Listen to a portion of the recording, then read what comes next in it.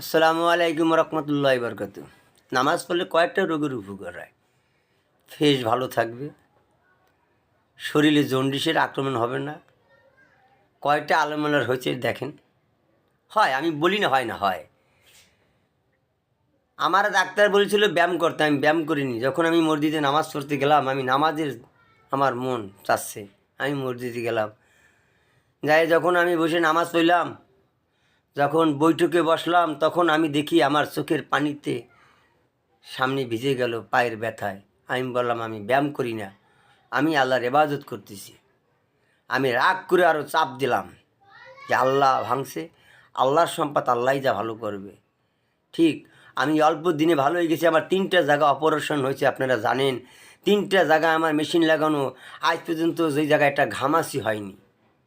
আমি কি অন্যায় করেছি, কি পাপ করেছি দুনিয়ায়? আমার জায়গাটা ঘামা